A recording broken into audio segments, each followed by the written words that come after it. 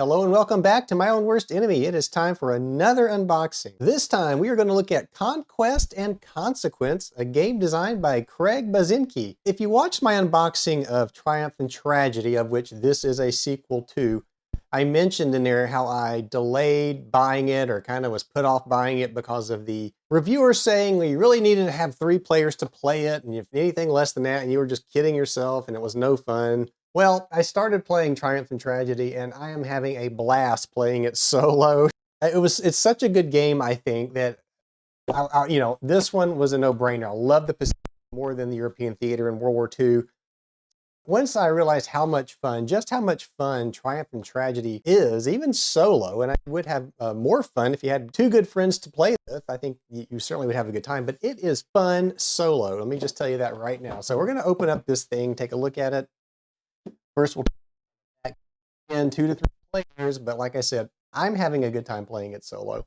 I think you will too if you know how to double hand these things, and there are some things you can do to make choices for the other player if you don't really want to game the system to yourselves where you're trying to win. And again, when I play these games, I'm not playing to win a game. I am playing to tell a story or to try a different historical outcome than what actually happened. So keep that in mind as I speak. Solitaire suitability 3, again, gonna laugh that off.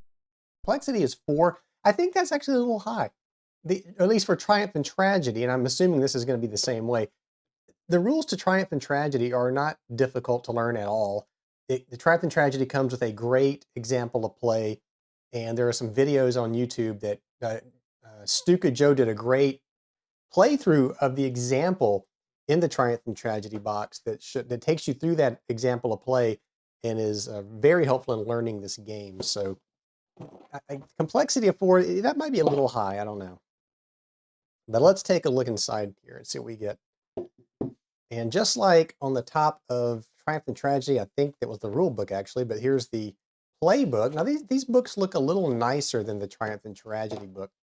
I'm gonna make a little more space over here so we can see this together. So this is the rules of play. Again, this is not a very big book. And I think Triumph and Tragedy, it's behind me here because I am doing a playthrough of this right now. And this rule book is not glossy, it's matte. This rule book is glossy, and I actually prefer the glossiness because I think it holds up better wear and tear wise. It is reflective, but that's not a huge deal. I think it saves on the wear and tear, though, the fact that it is glossy print. Looks like pretty much the same format that Triumph and Tragedy is. You have good color, nice big print, nice big font, readable font. I'm assuming this is the same rules, mostly the same rules that we follow in Triumph and Tragedy. There's the population, the resource and industry markers that we're used to seeing, the blocks, the turn order, all good stuff. Now, I imagine there will be some changes because we are playing in the Pacific Theater where you have lots and lots of islands, so that's going to be a change. There's influence markers, we're familiar with those. So nice looking rule book, same as what we're used to seeing. I see partisans, so that's going to be interesting. Designer's notes, we get a page of those, but we already have a nice designer's notes in the Triumph and Tragedy box. So there's a glossary back there in an index, so that's good. That is the rule book, and then the playbook. Let's see if this is just one big example like Triumph and Tragedy was. So there's the extended example of play, and indeed it is. So good example of play. In fact, this one feels a little thicker than the Triumph and Tragedy one. So that is always appreciated to get an example of play that will walk you through the game like that. And these are the counters that you will use to mark things like influence, your declarations of war, your resources, your pop, your industry levels, and those kinds of things. Pretty much the same thing. There's the peace dividends. Looks like pretty much the same sort of thing. Again, not surprisingly that we got in Triumph and Tragedy. They're the nice thick counters. They're brown core. I'm going to hold these up so you can see them. They are the brown core. You can see that. And here's the backs of these things. Very nice GMT counters as always. They should be easy to punch and no counter clipping required. This is the game record sheet. And when I unboxed Triumph and Tragedy, I thought that this was something you would have to use as you play the game. I found no use for this in Triumph and Tragedy, so I'm assuming I will find no use for this in Conquest and Consequence. And I'm guessing now that I've had some time spent with Triumph and Tragedy that this is merely just something you do after you play the game. Maybe you want to keep track of several games that you play. I don't know. I have no idea what this is for. I don't intend to use it. And then we get to the stickers for the blocks, and there's not a lot of those. And I did do a video on how I sticker these things. Give you a quick look at the stickers here. Same sorts of things that we're used to seeing in this game series. And if you wonder how to sticker the blocks, go back and check out that video I did where I show you how I use an X-Acto knife to apply those things. They come out fairly straight when you do that. Player aids cards. These are the same as we get in Triumph and Tragedy also. There is the Asian Balance of Power. Asian Balance of Power. That's just the subtitle, I guess, to Conquest. Not on the box lid over here. So it's Conquest and Consequence, Asian Balance of Power, 1936 to 1945. What I was looking for is which power this is. And, well, this is interesting. I guess this would be the setup. This is the US. The green should have been a clue. This looks like the setup for the US. This would probably be the setup for, well, no, I don't know what I'm looking at here. So this is the Japanese, and that makes sense color-wise. I still think this is the US. But it's not really saying, oh yeah, there you go, US player aids on the back, right in front of me. And then, yeah, the Soviets are red. So that makes sense. So I think this is the setup inside here, though. Let's take a look and see together. I don't know that I would use this. Maybe I would. So it's identical on all three of these. So basically it is the setup, and each player would get but I guess it'd make it easier to set up for whichever player sets up the board. All right, so here's the well, before we get the map out, because that's really the main thing, because I don't think much else has changed rules-wise. These are all the nice blocks, and there's a lot of those, but it won't take long to sticker those, so I'm not worried about that.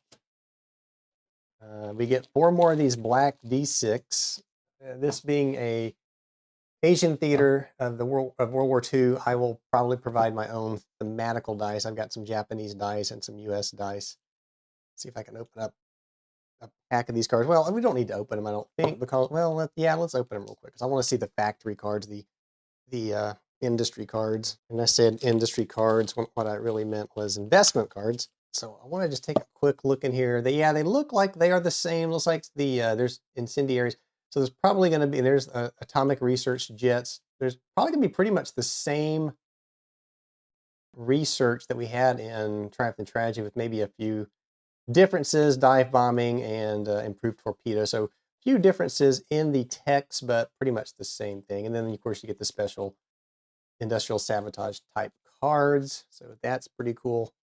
And then these are the command cards and the diplomacy cards. So it looks like partisans, looks like it's the same sort of thing in Triumph and Tragedy, maybe a few changes to fit the Pacific theater. And of course, inside here is a nice box shipping container helper thingy.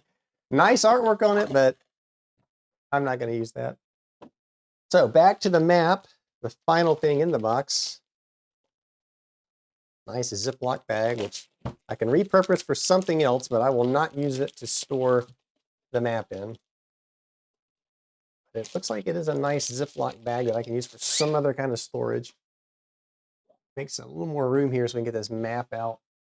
We can all see it together. This rule book is sticking to my tabletop. Nothing on the back except bright white. That's an interesting choice.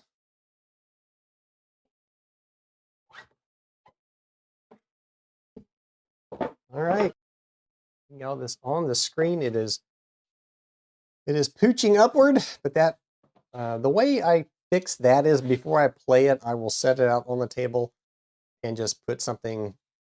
I've got this game table has a 4-piece removable tabletop, and I will take that off and set it on here for like a day, maybe 2, and it'll flatten this thing right out. The other thing, of course, is plexiglass. I don't use that, though, because I do recordings, and plexiglass does not work when you're videoing this stuff.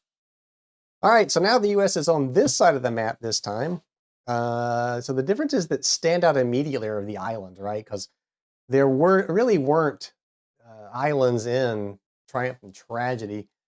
And I see hexagons and I see boxes. So I'm sure that's going to be there's going to be different meanings to those. You're probably going to have bases. You're probably going to, and there's little boxes too. So there's probably going to be restrictions on what you can place there, how many units, what you can and cannot build, and whether or not there's actually a base there. So that is kind of neat to see. China, of course, is over here. Russia's up here.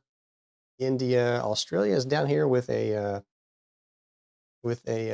look at the interesting as they've covered up Russia with a unit chart here, and it's the same thing as Triumph and Tragedy. You've got the towers sitting opposite of each other, so you can hide those blocks uh, from each other. Year track is down here with the year sequence. I do like to see this change. In playing through Triumph and Tragedy, the year track is over here. The the season marker track is over here, and it confuses the because I always forget to advance the season chart. But here it should be no problem because it's all together, and easier for me to remember to advance them all. So that looks like about it. It's a neat looking map. I'm really excited to give this one a try because, like I said, the Pacific Theater is I'm much more interested in the Pacific Theater in World War II than I am in Europe. So there you go. A quick unboxing of Conquest and Consequence from GMT Games. And I look forward to getting this to the table. I will say one other thing real quick about the cards.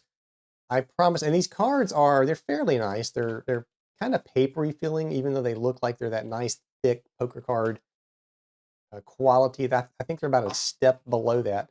But what I was going to say is I'm going to sleeve these, and I'm going to show you in a how-to video of exactly how I sleeve these things.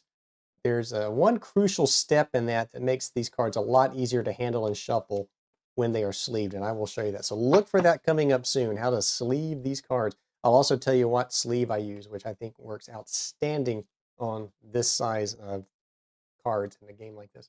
And this is a common card size, so there you go. If you liked this video, please give me a like and subscribe if you haven't so you can watch these videos. You'll be notified when these videos come out and you can watch them. And as always, thank you for watching, and I'll see you back here next time.